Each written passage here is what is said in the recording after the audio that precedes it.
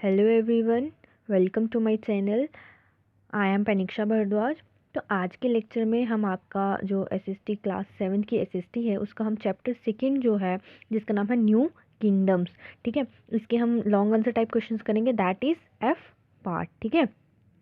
तो लास्ट जो हमने क्लास ली थी उसमें हमने इसका ई पार्ट किया था जिसमें शॉर्ट आंसर टाइप क्वेश्चंस थे। तो ये हैं आपके वो फॉलोइंग क्वेश्चन जो आपकी बुक पे दिए हुए हैं। एक एक करके हम इन क्वेश्चंस को क्या करेंगे, पढ़ेंगे। तो अब हम एक एक करके इन क्वेश्चंस को देखते हैं। फर्स्ट क्वेश्चन जो पूछा हुआ है ना, वो क्या पूछा हुआ है, give an account on the origin of the Rajputs. Rajput कैसे उनका मतलब वो आए, उनका ओरिजिन कैसे हुआ, उसके ऊपर आपने एक छोटा सा अकाउंट बताना है, यानी कि आपने थोड़ा सा उसके बारे में लिखना है। तो क्या है इसके बारे में, देखो बहुत सारे हिस्टोरियन जो है ना उनका ये मानना था कि जो राजपूत हैं वो क्या किससे, क्षत्रिय कास्ट से बिलोंग करते हैं। क्षत्रिय मैंने आपको बताया था वो लोग जो कि क्या करते हैं, जो युद्ध वगैरह लड़ते हैं, ठीक है, वो वॉरियर्स जिनको बोलते हैं, जो युद्ध वगैरह लड़ते हैं, लड़ाइयाँ वगैरह करते हैं, उनको क्षत्रिय बोला जाता है। तो हिस्टोरियंस का ये मानना था कि राजपूत जो है वो क्षत्रिय कास्ट से बिलोंग करते हैं। इन्हीं ओरिजिन के अकॉर्डिंगली उन्होंने ये भी बोला कि राजपूत जो है वो किसके डिसेंडेंट्स हैं। डिसेंडेंट्स का मतलब होता है वंश, वंशज, ठीक है। किसके वंश के हैं वो, सूर्यवंशी से हैं या फिर वो चंद्रवंशी से, यानी कि या तो वो सन डायनेस्टी से बिलोंग करते हैं या तो वो मून की डायनेस्टी यानी कि मून डायनेस्टी के वंश करते हैं। तो ये थोड़ा सा ही मैंने आपको इसका ओरिजिन बताया, और भी बहुत सारा था इसके बारे में, बट हमें सिर्फ इतना रेलिवेंट जो था वो बताना था। तो रेलिवेंट जितना था तो मैंने आपको बता दिया। अब जो है हम देखेंगे सेकंड क्वेश्चन क्या है। तो सेकंड क्वेश्चन जो है ना उसमें पूछा हुआ है, give an account of the rivalry among the regional kingdoms. Rivalry का मतलब क्या होता है, कंपटीशन बोल सकते हो आप, ठीक है। किसी चीज़ को, किसी एक पर्टिकुलर चीज़ के पीछे जो कंपटीशन किया जाता है, किसी एक पर्टिकुलर ऑब्जेक्ट के पीछे जो है कंपटीशन किया जाता है। तो अब ये है कि आपने एक अकाउंट देना, यानी कि आपने बताना है कि जो रीजनल किंगडम्स थी, रीजनल यानी कि डिफरेंट डिफरेंट एरिया के अंदर जो किंगडम्स थी, राज्य जो थे, उनके बीच में किस चीज़ को लेके जो था वो कंपटीशन चल रहा था।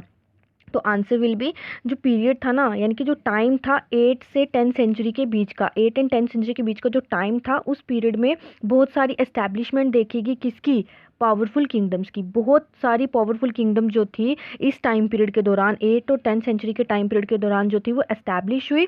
कहाँ पे, नॉर्थ इंडिया में एंड डेक्कन में, ठीक है। देन उसके बाद क्या हुआ, एक इंपॉर्टेंट स्ट्रगल जो था इस पीरियड का वो किसके बीच में चल रहा था, ट्री पार्टी स्ट्रगल। ट्रिपार्टी का स्ट्रगल, यानी कि यहाँ पे ये TRIPARTITE है, ठीक है, आप ये ठीक कर लेना।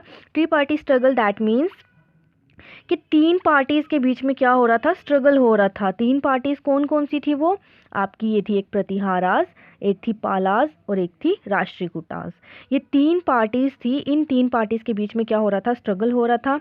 ये तीनों पार्टीज जो थी ना ये किसके ऊपर कंट्रोल बनाना चाहती थी, कनुज के ऊपर। क्यों, क्योंकि कनुज एक ऐसा रीजन था जहाँ पे अबेंडेंट रिसोर्सेज जो थे, अबेंडेंट यानी कि बहुत ही ज़्यादा क्वांटिटी में रिसोर्सेज जो थे वो फाउंड किए गए। और ये रिसोर्सेज कौन से थे, जैसे कि यहाँ का एग्रीकल्चर बहुत ही फ्लोरिशिंग था, बहुत यहाँ पे एग्रीकल्चर बहुत ही ज़्यादा क्वांटिटी में किया जा रहा था, और ट्रेड भी यहाँ पे बहुत ही ज़्यादा किया जाता था। दैट्स वाई ये तीनों पार्टीज़ जो थी या ये तीनों एम्पायर्स जो थी ये क्या चाहती थी कि कनुज के ऊपर अपना अपना कंट्रोल बनाए।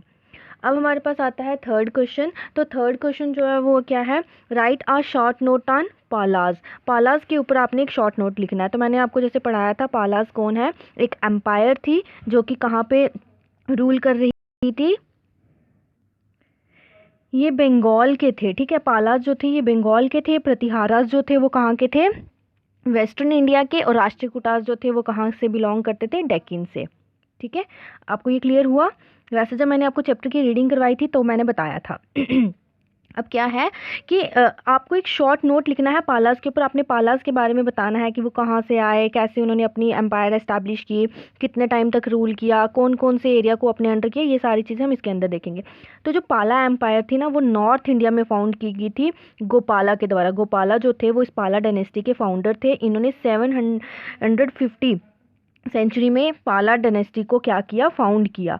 ये पाला किंगडम जो थी ये क्या करती है, बहुत ही बड़े बड़े रीजन्स को इसने अपने अंडर ले लिया, अपने किंगडम के अंदर ले। और वो प्रेजेंट डे कौन से वो राज्य कौन से थे, वो एरियाज कौन से थे, अगर हम आज के एरियाज मतलब देखें तो वो कौन उस समय पे कौन कौन से थे, जैसे कि बंगाल, बिहार, उड़ीसा के पार्ट्स, नेपाल के कुछ हिस्से। तो इन सब को जो था उस समय पे पाला ने अपनी किंगडम के अंदर क्या कर लिया, पाला डायनेस्टी ने अपनी किंगडम के अंदर ले लिया, टेरिटोरियल एक्सपेंशन यहाँ तक बढ़ाया। उसके बाद रामा पाला जो थे वो इस पाला डायनेस्टी के आखिरी महान रूलर थे जिन्होंने रूल किया 1082 से 1124 सेंचुरी तक, ठीक है।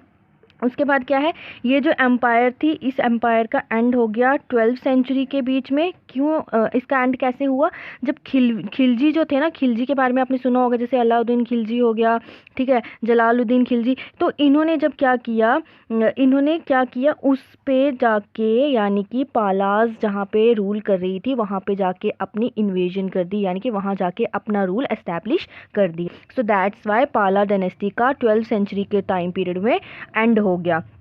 पाला रूलर थे एक धर्मपाला, ये पाला डायनेस्टी के एक रूलर थे। इन्होंने क्या किया, विक्रमशिला जो थी इसको एस्टैब्लिश किया। अब विक्रमशिला क्या है, ये एक सेंटर था, आप ये कह सकते हैं, एक ऐसी जगह थी जहाँ पे क्या की जाती थी, लर्निंग की जाती थी, यानी कि पढ़ाया जाता था, सिखाया जाता था, ठीक है। तो ये था आपका थर्ड क्वेश्चन। अब आपके पास फोर्थ क्वेश्चन आता है, write a short note on the Rashtrakutas. Rashtrakuta जैसे कि मैंने अभी आपको बताया ये कहाँ से बिलोंग करते थे, डेक्कन के रहने वाले थे ये। तो इन तीनों के बीच में क्या चल रहे थे, युद्ध चल रहे थे। किन तीनों के बीच में कंपटीशन चल रहा था, राष्ट्रकूटाज, प्रतिहारास एंड पालास, इन तीनों के बीच में युद्ध चल रहा था। किसको लेके, कन्नुज को लेके। तो ये फिर उसके बाद धीरे धीरे जब इन्होंने कन्नुज के ऊपर अपना कंट्रोल किया, फिर उसके बाद ये और एरियाज को क्या करना चाहते थे, अपने कंट्रोल के अंदर करना चाहते थे। अब हम देखेंगे कि राष्ट्रकूटा डायनेस्टी को किसने फाउंड किया, इसने कहाँ तक अपना रूल बढ़ाया और इसका एंड कैसे हुआ। तो राष्ट्रकूटा डायनेस्टी जो थी उसको फाउंड किसने किया था, दंती दुर्गा ने। दंती दुर्गा राष्ट्रकूटा डायनेस्टी के फाउंडर थे। 752 से लेकर 756 सेंचुरी तक इन्होंने रूल किया। कब, जब चालुक्यास जो थे ना, बदामी एक जगह का नाम है, बदामी के चालुक्यास जो थे, चालुक्यास भी रूलर्स थे, वो बदामी में रूल कर रहे थे। तो वहाँ बदामी में उन्होंने क्या किया, दंती दुर्गा ने चालुक्यास को हरा कर राष्ट्रकूटा डायनेस्टी को फाउंड किया और वहाँ पे एस्टैब्लिश किया। इन्होंने, दंती दुर्गा ने अपना रूल जो था केप कॉमरिन से लेके कन्नुज तक और बनारस से लेके बारूच तक अपना जो रूल था वो बढ़ाया, एक्सटेंड किया। फिर इन्होंने क्या किया, मलखेद और मान्य खेता जो थी, ये क्या है, एक जगह है, ये गुलबर्गा डिस्ट्रिक्ट के अंदर फॉल करती है। और गुलबर्गा डिस्ट्रिक्ट कहाँ पे फॉल करता है, कर्नाटका के अंदर, ठीक है। तो क्या किया इन्होंने, मलखेद या मन्य खेता बोला जाता है उसको, वहाँ पे वो जो जगह थी उस जगह को इन्होंने रॉयल कैपिटल बना दिया, किसकी, राष्ट्रकूटास की। ये जो डायनेस्टी थी इसका भी एंड हो गया 10th सेंचुरी के आते आते। अब हमारे पास नेक्स्ट क्वेश्चन क्या है, देखो हमारा जो नेक्स्ट क्वेश्चन है वो है, write a short note on the Chahamanas. Chahamanas के ऊपर आपने एक छोटा सा नोट बताना है, ठीक है। अब वो क्या है वो अभी हम देखते हैं। जैसे कि जो ओरिजिन हुआ था ना चहमानास को, सबसे पहले तो आप ये याद रखें कि चहमानास को ही चौहान डायनेस्टी बोला जाता है, ठीक है। तो चहमानास जो थे ये क्या, इन्होंने अपना ओरिजिन कहाँ से शुरू किया, राजस्थान के अंबर रीजन से, जहाँ पे ये वेसल्स थे किसके, प्रतिहारास के, यानी कि ये प्रतिहारास के अंडर काम कर रहे थे 8 और 9 सेंचुरी के दौरान। तो फिर उसके बाद क्या हुआ, उन्होंने प्रतिहारस को हराया और उसके बाद इन्होंने क्या किया, अपनी डायनेस्टी जो थी या अपना किंगडम जो था वो एस्टैब्लिश किया। ये इस डायनेस्टी के जो मोस्ट इंपॉर्टेंट रूलर हैं वो कौन है, पृथ्वीराज चौहान। पृथ्वीराज चौहान जो है वो इस डायनेस्टी के, चहमानास या फिर आप बोल सकते हो चौहान डायनेस्टी के एक इंपॉर्टेंट रूलर है, जिन्होंने 1169 से लेके 1192 सेंचुरी तक रूल किया। चहमानास किंगडम ने आज के समय पे अगर हम बात करें तो उस समय कौन कौन सा एरिया जो था वो अपने अंडर किया हुआ था, राजस्थान, क्योंकि आपको पता है पहले समय पे नाम कुछ और थे अब कुछ और है, इसलिए इन्होंने आज के नाम के बेसिस पे इन्होंने बताया कि उस समय पे कौन कौन सा एरिया इन्होंने अपने कंट्रोल के अंदर किया हुआ था। तो एक आ गया राजस्थान, हरियाणा, कुछ पार्ट्स उत्तर प्रदेश के और कुछ पंजाब के पार्ट जो थे इन्होंने उस समय पे अपने कंट्रोल के अंदर कर लिए। ये एक आखिरी रूलर थे जिन्होंने दिल्ली से क्या किया, रूल किया था, ठीक है। ये एक आखिरी राजपूत रूलर थे जिन्होंने दिल्ली से रूल किया था। उसके बाद क्या हुआ, 1192 में क्या हुआ, सेकेंड बैटल ऑफ तेहरान जो था, ठीक है। ये क्या किया गया, लड़ा गया किस किस के बीच में, मोहम्मद गौरी और पृथ्वीराज चौहान के बीच में, जिसमें क्या हुआ, पृथ्वीराज चौहान जो थे वो हार गए और इनकी हार के बाद चहमाना डायनेस्टी का फॉल हो गया और मोहम्मद गौरी ने अपनी डायनेस्टी जो थी वो क्या कर ली, एस्टैब्लिश कर ली। इस वॉर से पहले या इस बैटल से पहले, कौन सा बैटल है, बैटल ऑफ तेहरान, इस बैटल से पहले एक बैटल और हुआ था जो कि 1191 सेंचुरी में हुआ था और उस बैटल को बोला जाता है first battle of Tehran. Tehran एक जगह का नाम है, वहाँ पे ये युद्ध किया गया था, दैट्स वाई इसको उस जगह के नाम से नाम रखा गया है। तो फर्स्ट बैटल जब हुआ तो उसमें भी मोहम्मद गौरी और जो ये थे आपके पृथ्वीराज चौहान, इन दोनों ने युद्ध किया, जिसमें क्या हुआ, मोहम्मद गौरी ने क्या किया था, मोहम्मद गौरी हार गए थे पृथ्वीराज चौहान के द्वारा। उस समय तो मोहम्मद गौरी हार गया, उस समय तो ये चहमाना डायनेस्टी का फॉल नहीं हुआ। बट 1192 सेंचुरी में क्या हुआ, सेकंड बैटल जब ऑफ तेहरान हुआ एक ही साल के बाद, तो उसमें मोहम्मद गौरी ने पृथ्वीराज चौहान को हरा दिया। ठीक है स्टूडेंट्स, तो ये थे आपके क्वेश्चन आंसर्स। आई होप आपको ये क्लियर हो गए हैं। तो आज के लिए हम इतना ही रखते हैं, आपका ये यूनिट भी कंप्लीट हो गया है। तो हम इस यूनिट का टेस्ट रखेंगे, उसके बाद हम आपकी नई क्लास नया जो यूनिट है उसको स्टार्ट करेंगे। यहाँ तक अगर आपको कोई डाउट है तो आप मुझे कमेंट सेक्शन में पूछ सकते हो।